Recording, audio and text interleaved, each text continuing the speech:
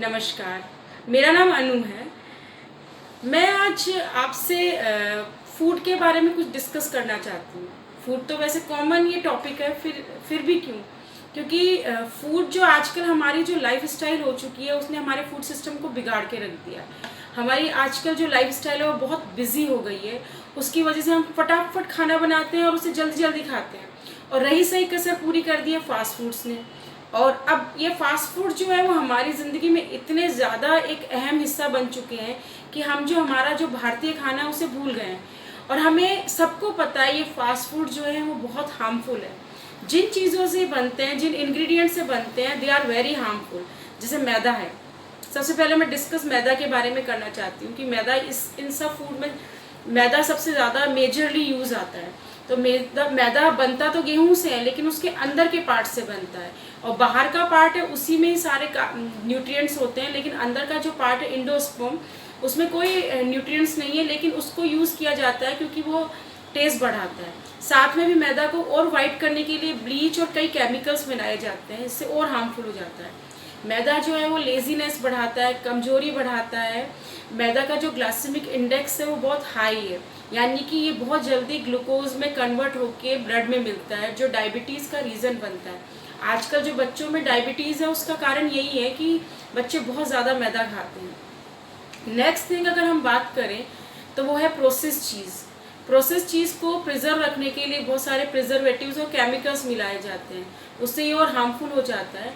Process चीज़ से protein नहीं मिलता है, उससे फैट मिलता है, और फैट भी सेचूरेटेड ऑफ ट्रांस फैट, जो बहुत ही हार्मफुल है बॉडी के लिए। ट्रांस फैट तो होना ही नहीं चाहिए किसी फूड में, लेकिन चीज़ में है तो ये भी हार्मफुल है। नेक्स्ट थिंग है मेयोनेज़, जो ऑयल से और एग और इनसे बनती है। मेयोनेज बहुत ज़्यादा हाई कैलोरी इंग्रेडिएंट है। जो हम लोग अगर 100 ग्राम खाते हैं तो उससे 700 कैलोरीज मिलती है मेयोनेज में। अगर 1 चम्मच आप मेयोनेज खाते हो तो उससे 90 कैलोरी आप दिन की ले लेते हो। और मेयोनेज से और भी कई बीमारियां होती है, तो मेयोनेज अच्छे फूड में नहीं आता है, ये बिल्कुल हार्मफुल थिंग है। फोर्थ थिंग हम बात करें तो अजीनोमोटो। अजीनोमोटो आजकल सारे पैकेट फूड में, रेस्टोरेंट के फूड में, चाइनीज़ फूड्स में यूज़ किया जाता है। अजीनोमोटो एक ट्रेड नेम है, असली में ये मोनोसोडियम ग्लूटामेट है, जो फूड में का टेस्ट इंक्रीज करता है, लेकिन साथ ही साथ ही हमें उसकी खाने की आदत डाल देता है। अगर हम मोनोसोडियम ग्लूटामेट नहीं लें, अगर एक बार हमने लेना शुरू कर दिया तो उसके बाद में बार बार हमारी बॉडी और हमारा दिमाग उस खाने को डिमांड करेगा। घर के खाने की इच्छा नहीं करेगी, बाहर का खाना खाएंगे। बच्चे आजकल जो पैकेट फूड की तरफ बढ़ रहे हैं उसका रीज़न यही है कि हमने उनको ये आदत डलवा दी है।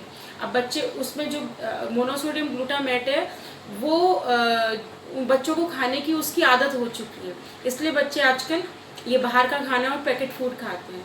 पर ये मालूम है मोनोसोडियम जो ग्लूटामेट है वो कमज़ोरी का, डायबिटीज़ का और आपके शरीर में जो लेजीनेस आती है उन सब का रीज़न यही है। साथ में ये माइग्रेन का रीज़न है। आजकल जो माइग्रेन की बीमारी बढ़ रही है वो ये इसी का ये रीज़न है। अजीनोमोटो एक जापानीज़ कंपनी है जो मोनोसोडियम ग्लूटामेट बनाती है। इसके अलावा अगर हम बात करें फास्ट फूड्स की, तो इन्हीं चीज़ों से बना है वो।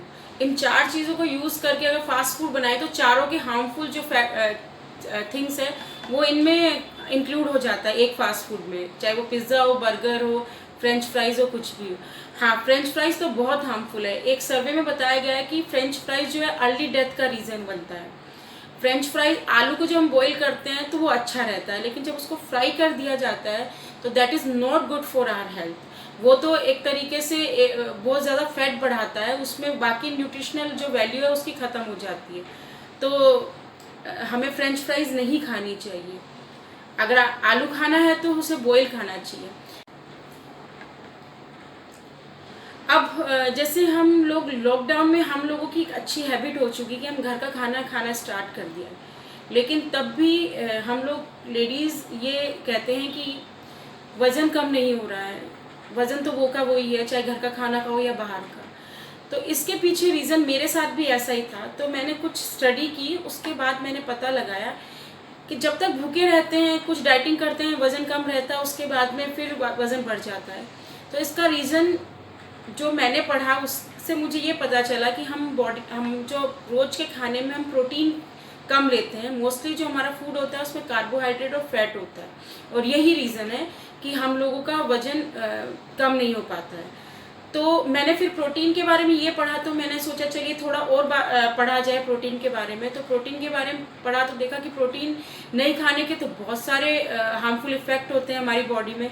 जैसे प्रोटीन जो है वो एक तो हमारी बॉडी का फैट कम करता है, दूसरा वो हमारी बॉडी से स्वेलिंग कम करता है, हमारी बोन्स को स्ट्रॉन्ग करता है, मसल्स को स्ट्रॉन्ग करता है, हमारे जो बाल है, स्किन है और हमारे जो नेल्स हैं वो मोस्ट ऑफ द पार्ट इनका प्रोटीन से बना है। तो इन चीज़ों के लिए, इन ऑर्गेन्स के लिए प्रोटीन बहुत ज़रूरी है।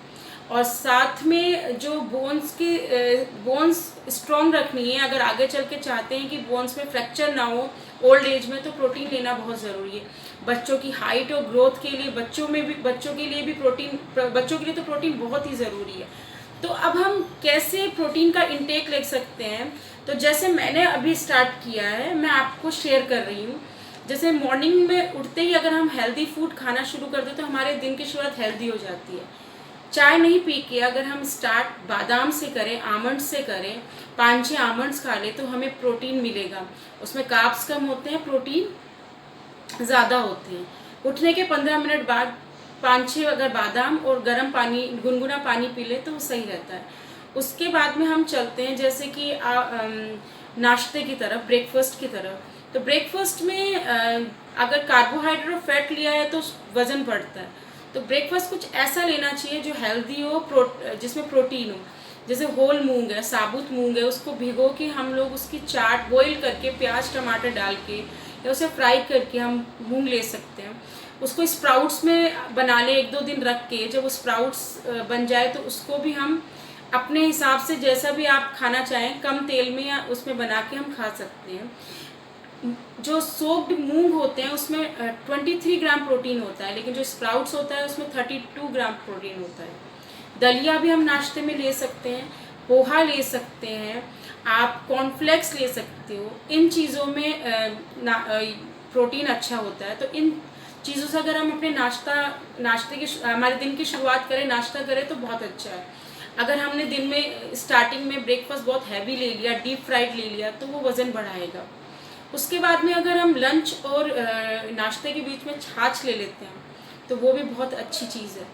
आफ्टर दैट हम लंच करते हैं जैसे, तो उसमें मोस्टली क्या होता है, हम लोग राजस्थान से बिलोंग करते हैं, तो क्या होता है हम लोग मोस्टली गट्टे की सब्ज़ी, आलू की सब्ज़ी, ये हम लोग अपने लंच में रख लेते हैं।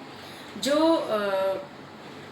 प्रोटीन को इसमें प्रोटीन नहीं होता है, ये तो कार्बोहाइड्रेट और फैट ही होता है। तो सब्जी कुछ ऐसी रखी जाए जो प्रोटीन से रिच हो। जैसे आप दाल ले सकते हैं, पनीर की सब्जी हो सकती है, दाल पालक हो सकती है, घिया चने की दाल हो सकती है, गोभी और मटर हो सकता है। ये जो सब्जियां हैं इनमें प्रोटीन होता है।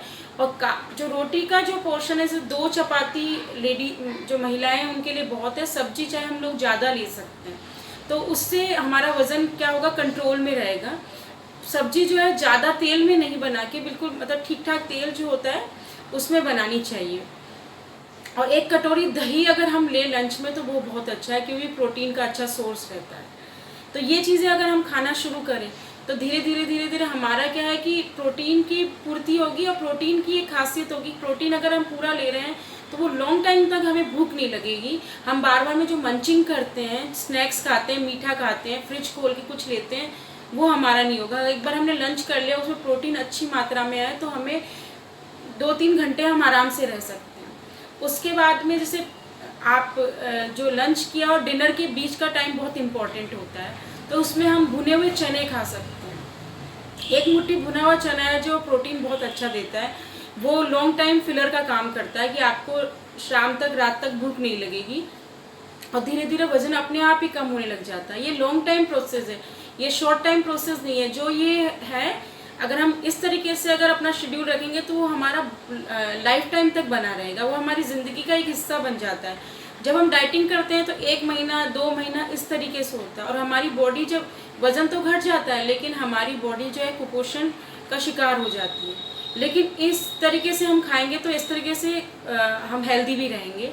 नेक्स्ट हम डिनर की बात करें तो डिनर तो हल्का होना चाहिए और जल्दी भी होना चाहिए कि हम 7:30-8 बजे तक खाना खा लें। इसमें अगर हम दलिया या खिचड़ी में से एक ऑप्ट करते हैं तो दैट इज़ गुड थिंग। पर अगर आप चपाती ही खाते हैं तो सब्जी कोई ऐसी लें जो प्रोटीन रिच हो, जैसे मैंने बताया आपको घिया चने की दाल है, दाल पालक है, और जैसे छोले राजमा भी जो है प्रोटीन का सोर्स है, लेकिन वो लंच में लेना चाहिए, डिनर में नहीं, क्योंकि वो हैवी होते हैं। हाँ, लंच में हम छोले या राजमा ले सकते हैं, बिकॉज ये दोनों ही चीज़ बहुत अच्छे प्रोटीन के सोर्स होते हैं। इसके साथ हम चावल ले सकते हैं, हाँ रोटी लेना चाहिए, रोटी भी ले सकते हैं, लेकिन दोनों में से एक चीज़ हमें ऑप्ट करनी चाहिए। सीड्स में भी प्रोटीन होता है, जैसे पम्पकिन सीड्स है, चिया सीड्स है, फ्लैक्स सीड्स है, जो जिन्हें एलसी कहते हैं। तो मैं फ्लैक्स सीड्स जो है ब्रेकफास्ट के बाद 1 चम्मच, लंच के बाद में और डिनर के बाद में लेती हूँ, जो बहुत अच्छा प्रोटीन का सोर्स होता है। साथ में हमें दूध लेना चाहिए, बच्चों को 2 टाइम हमें दूध ज़रूर देना चाहिए, क्योंकि 1 गिलास दूध में 6.44 ग्राम प्रोटीन होता है। और हम लोगों को भी रात को जैसे भूख लगती है, कुछ होता है, तो 1 गिलास दूध पी लेना चाहिए, वो एक अच्छा फिलर का काम करता है। तो जब हमारा फूड सही होगा तो हमारी हेल्थ, हमारा मन, हमारा मस्तिष्क सब सही होगा, और हमारे जो सोशल जो हमारे टर्म्स हैं वो भी एक तरीके से फूड को इनडायरेक्टली रिलेट करते हैं। अगर हम बीमार हैं, अगर हम ओवरवेट है, तो हम समाज से भी कटने लग जाते हैं।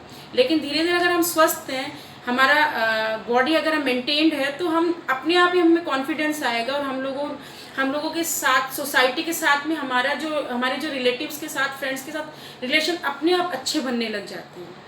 तो ये बस आज मैं इतना ही कहना चाहूँगी। Thank you for listening me.